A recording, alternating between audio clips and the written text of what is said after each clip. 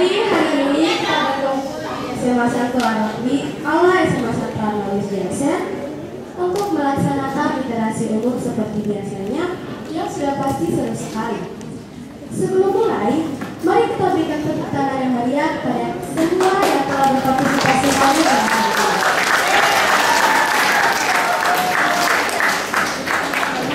Nah, tema kita pada kali ini paling keren karena tema literasi kita pada hari ini sangat keren, yaitu pola pikir peserta didik SMA Santo Arnoldus Johnson ditinjau dari pendekatan logika matematika dalam menyikapi disiplin ilmu.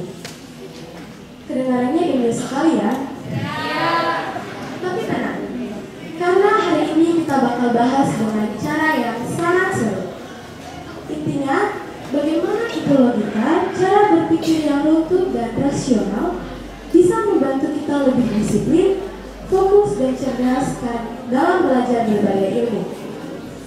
Karena seperti pada slogan kita hari ini, berpikir logis,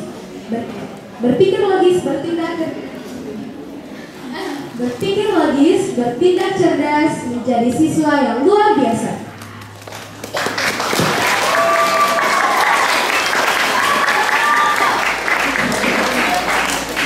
Oke, tanpa berlama-lama lagi, mari kita sambut para pemateri kita pada hari ini yang ganteng-ganteng dan cantik.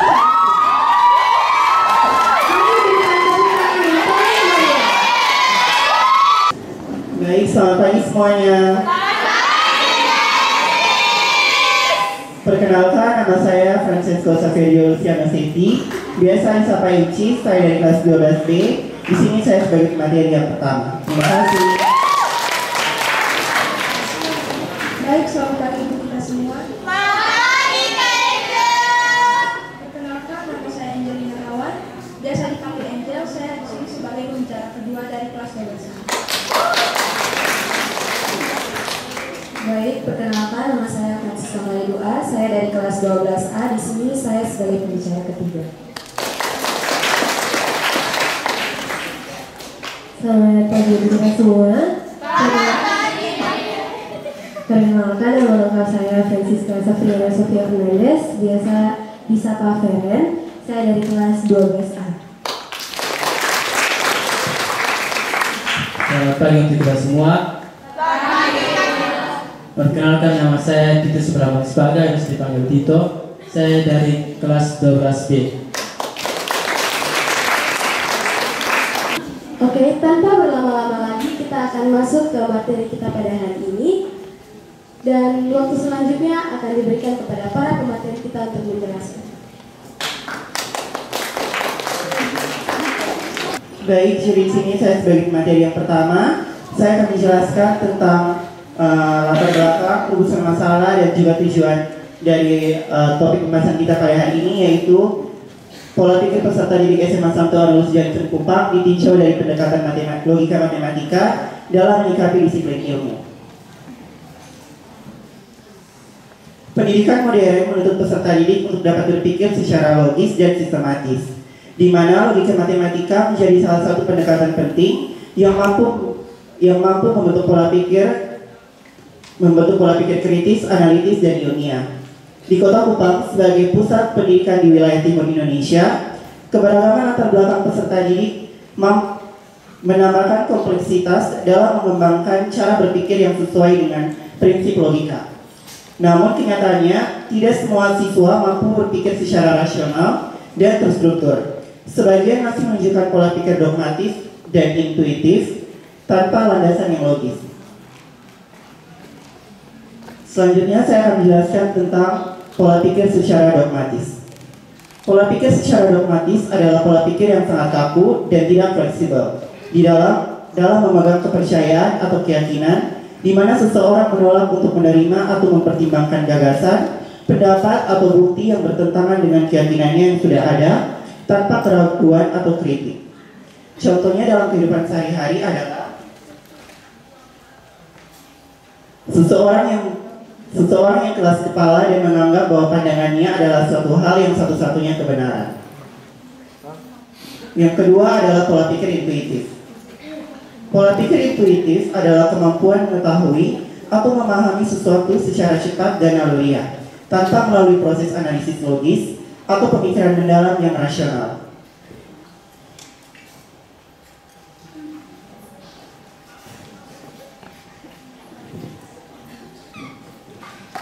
Contohnya dalam kehidupan sehari-hari yaitu seorang quarterback yang tiba-tiba memutuskan untuk lari daripada mengover bola, atau perasaan tidak nyaman pada seseorang yang baru ditemui tanpa alasan yang jelas. Berikutnya adalah rumusan masalah. Rumusan masalah yang pertama, bagaimana pola pikir peserta didik SMA Santo Anulus Jackson Kupang dalam menyikapi berbagai disiplin ilmu. Yang kedua, tujuan, yaitu untuk mendeskripsikan pola pikir peserta didik SMA Santo Anulus Jackson Kupang dalam memahami merespons berbagai disiplin ilmu. Sekian materi dari saya, selanjutnya saya berikan kepada materi yang kedua. Baik, saya sebagai pembicara kedua akan melanjutkan pembahasan materi mengenai kajian pustaka serta hasil data pertama terkait pola pikir logis dan analitis. Di sini kajian pustaka kita akan membahas mengenai pola pikir, logika matematika serta disiplin ilmu. Yang pertama, pola pikir. Pola pikir sendiri merupakan cara pandang yang mengaruhi bagaimana seorang berpikir dan bertindak terhadap diri sendiri, orang lain, ataupun situasi dalam hidupnya. Yang kedua, logika matematika. Logika matematika merupakan cabang ilmu matematika yang mempelajari penalaran ataupun kebenaran suatu penarikan kesimpulan, pembuktian, dan perhitungan. Yang terakhir yaitu disiplin ilmu. Disiplin ilmu sendiri adalah bidang pengetahuan yang memiliki sistem komunikasi, metode penelitian, serta seperangkat ide dan prinsip yang membentuk inti pengetahuan itu sendiri. Contohnya yaitu seperti sosiologi, biologi, matematika, dan mata pelajaran lainnya. Selanjutnya yaitu kita akan membahas mengenai hasil data yang pertama terkait pola pikir logis dan analitis. Di sini kami telah mengumpulkan data melalui pembagian kuesioner dengan total 86 responden. Dalam diagram tersebut terlihat bahwa 69,8% responden mengatakan setuju, 25,6% mengatakan sangat setuju, dan hanya sedikit sekitar 4 hingga 5% responden mengatakan ragu-ragu, dan 0% untuk kategori tidak setuju dan sangat tidak setuju. Dari data tersebut, kami dapat mengindikasikan bahwa mayoritas siswa SMA Santo Anulus Jackson telah memiliki kemampuan dalam berpikir logis dan analitis. Hal ini terlihat dalam cara mereka memahami informasi, terus menganalisis masalah, dan menarik kesimpulan berdasarkan alasan yang rasional ataupun masuk akal. Selain itu, dengan kita melihat bahwa tingginya persentase siswa yang setuju menunjukkan bahwa mereka juga mengaplikasikan pola pikir analitis dalam menyikapi pelajaran di berbagai bidang, tidak hanya dalam matematika saja, tetapi dalam disiplin ilmu sosial maupun sains. Berdasarkan data dan indikasi-indikasi tersebut, kami dapat menyimpulkan bahwa secara umum pelajar SMA Santo Anulus Jackson telah menunjukkan cara berpikir yang logis dan analitis yang mereka tunjukkan melalui penilaian ataupun penilaian terhadap pernyataan dengan cara yang berdasarkan bukti dan juga alasan yang jelas. Hal tersebut tentunya sangat penting dalam proses pembelajaran. Sekian dari saya, terima kasih. Baik, saya sebagai pemateri ketiga akan melanjutkan penjelasan mengenai hasil data kedua mengenai penerapan logika matematika di berbagai disiplin ilmu. Jadi berdasarkan hasil angket yang telah kami bagikan, diperoleh data bahwa sebesar 27,9% peserta didik menyatakan setuju, 57% menyatakan setuju, sementara itu 11,6% menyatakan ragu-ragu, dan hanya sebagian kecil yang tidak setuju sekitar 2 hingga 3%, serta sangat tidak setuju sekitar 1 hingga 2%. Dari hasil data ini menunjukkan bahwa mayoritas peserta didik memiliki kemampuan dan kesadaran yang baik dalam menghubungkan logika matematika dengan bidang ilmu lainnya, seperti fisika, biologi, kimia, ekonomi, hingga ilmu sosial. Jadi peserta didik telah memahami bahwa pola berpikir matematis dapat membantu dalam menganalisis, menarik kesimpulan, dan memecahkan masalah di bidang lain. Lalu adanya respon ragu-ragu dari sebagian kecil siswa menandakan bahwa masih terdapat peserta didik yang belum sepenuhnya memahami penerapan konsep logika matematika di luar pelajaran matematika itu sendiri.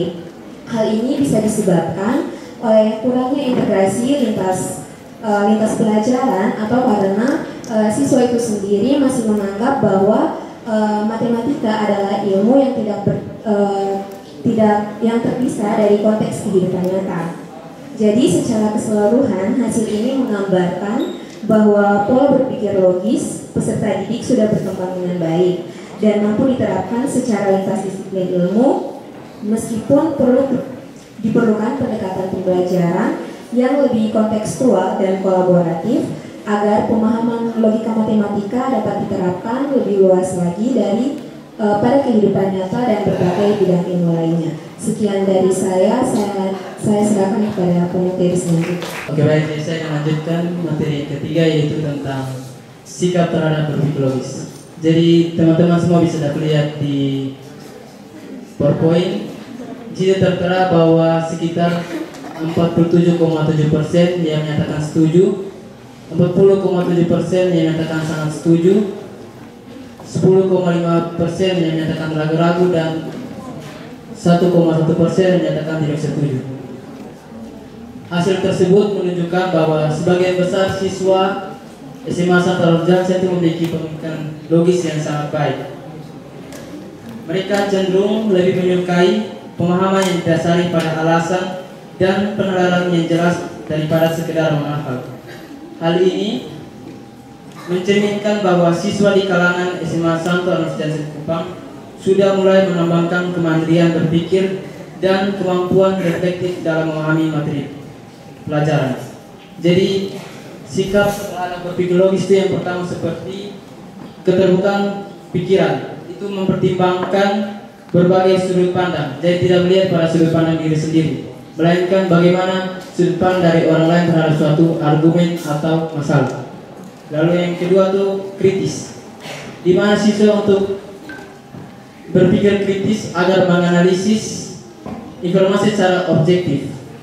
Lalu yang ketiga, analitis, itu memecahkan masalah menjadi bagian-bagian yang lebih kecil dan memahami hubungan antara suatu masalah dengan masalah yang lain.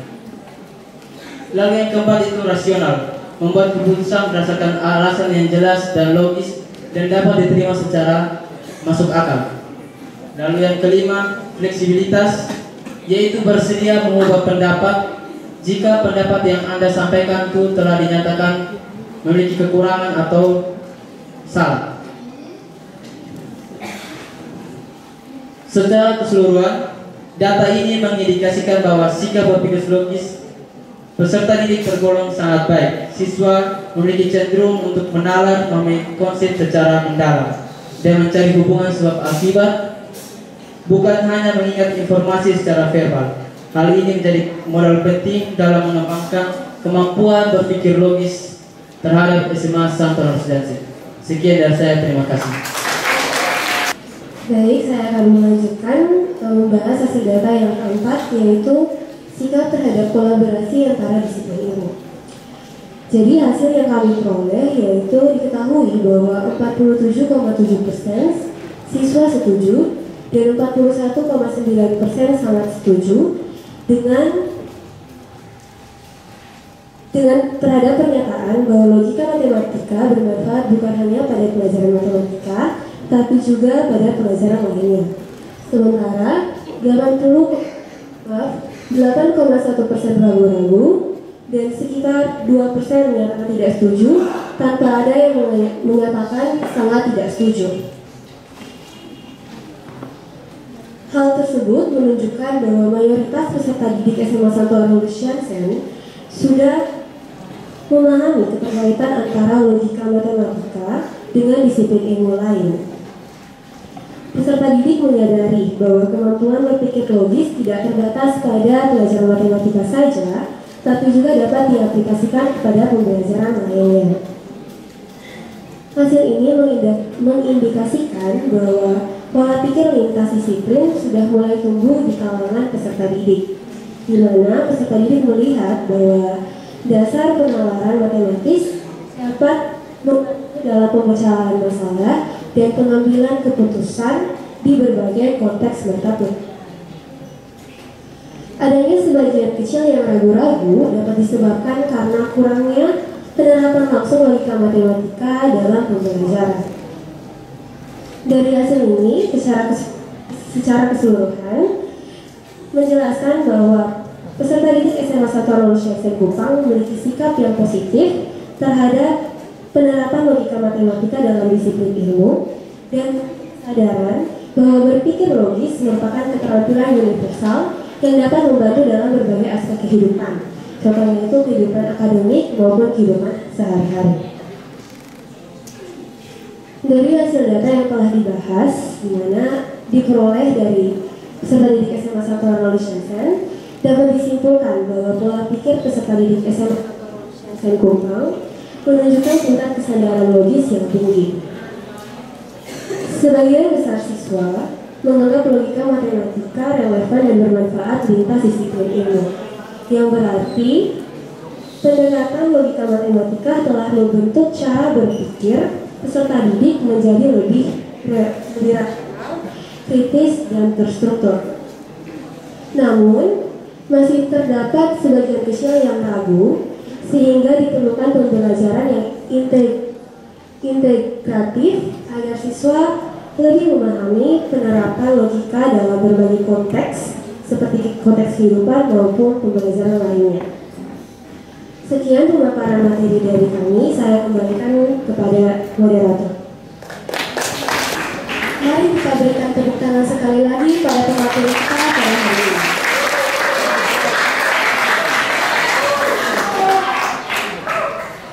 Wah, materi yang sangat krisis bukan? Namun dengan penjelasan yang baik, kita dapat memahaminya dengan mudah. Selanjutnya kita akan masuk ke sesi tanya jawab.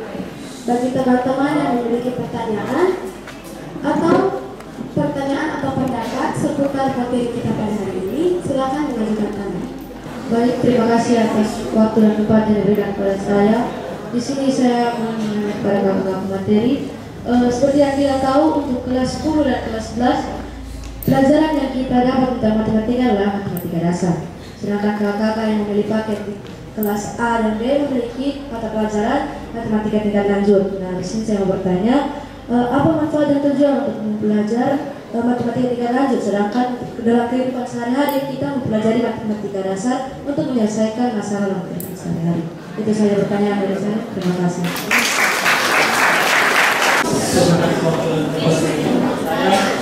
Saya ingin bertanya, contoh penerapan logika matematika di kehidupan sehari-hari, khususnya di lingkungan sekolah.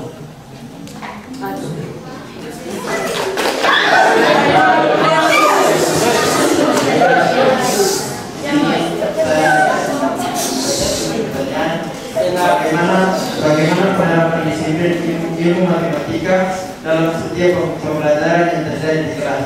Jelaskan dan berikan contoh. Baik, jadi di sini saya akan menjawab pertanyaan dari teman Marsha. Jadi teman Marsha itu tadi menyatakan kalau di SMA 1 Alus Jensen ini kelas 10 dan kelas 11 itu mempelajari matematika dasar. Sedangkan kami di kelas 12 itu untuk yang memilih paket 1 itu mempelajari matematika tingkat lanjut. Jadi pertanyaan inti dari Marsha itu, tujuan dari mempelajari matematika tingkat lanjut itu apa sih? Nah, jadi tujuan dari mempelajari matematika tingkat lanjut adalah untuk memahami konsep matematika yang lebih mendalam. Terus mengembangkan kemampuan penalaran dan pembuktian terhadap ide-ide matematika, serta memecahkan masalah yang lebih kompleks melalui penerapan konsep dan model matematika. Juga Kan kami di kelas 12 itu mempelajari matematika tingkat lanjut. Jadi tujuan kami mempelajari matematika tingkat lanjut itu sebagai bekal untuk studi lanjutan kami pada jurusan-jurusan yang membutuhkan dasar matematika yang lebih kuat seperti teknik, fisika maupun ekonomi. Selanjutnya teman itu akan menang. Jadi baik, saya akan tambahkan sedikit. Jadi contoh konkret dalam kehidupan sehari-hari yang menggunakan matematika tingkat lanjut, contohnya kecerdasan buatan yang sering kita pakai, AI. Karena untuk mengembangkan model AI yang lebih canggih membutuhkan matematika lebih mendalam. Contoh materi yang kami belajar di kelas 12 tentang matematika tingkat lanjut itu misalnya ada vektor dan matris. Itu digunakan dalam pengembangan algoritma, pembelajaran mesin dan pengolahan data. Lalu ada kalkulus. Kalkulus itu ada dua, ada turunan dan integral. Turunan itu digunakan dalam pengembangan algoritma optimasi yang digunakan dalam pemecahkan mesin. Lalu integral digunakan dalam pengembangan model probabilitas dan statistika. Lalu ada matematika diskrit. Ada dua, yaitu ada teori Kraft digunakan dalam pengembangan algoritma pencarian jalur terpendek dan pengembangan jalur jaringan. Lalu yang berikut ada logika matematika digunakan dalam pengembangan algoritma dan sistem berbasis pengetahuan. Sekian, terima kasih.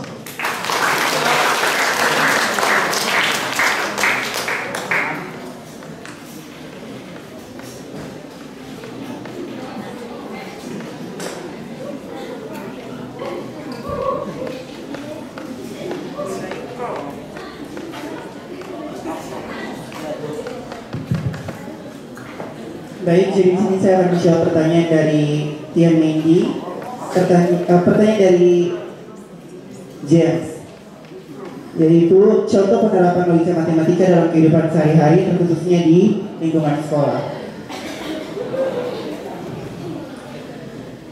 Logika matematika dapat diterapkan di lingkungan sekolah melalui proses pembelajaran, yaitu melalui penalaran yang sistematis untuk memecahkan masalah, dan juga agar dapat meningkatkan kemampuan berpikir kritis dan juga logis.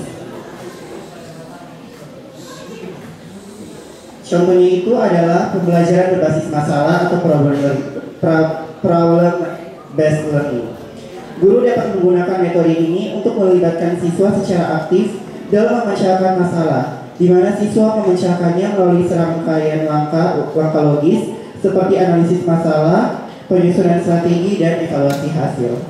Apakah teman James dapat menerima jawaban dari kami? Sekian dan terima kasih.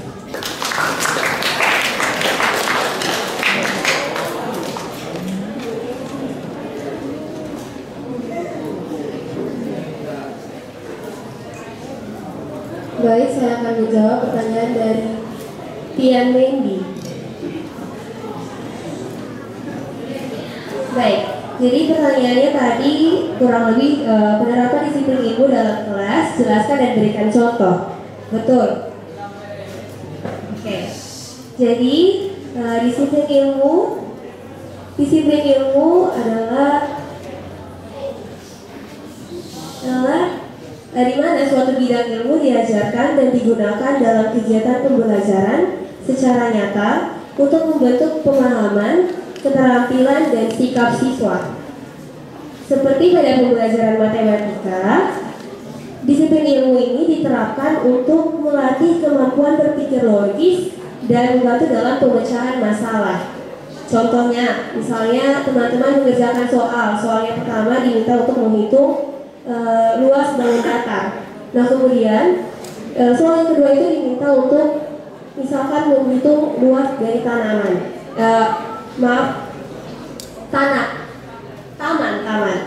Jadi kurang lebih seperti itu, bisa dimengerti.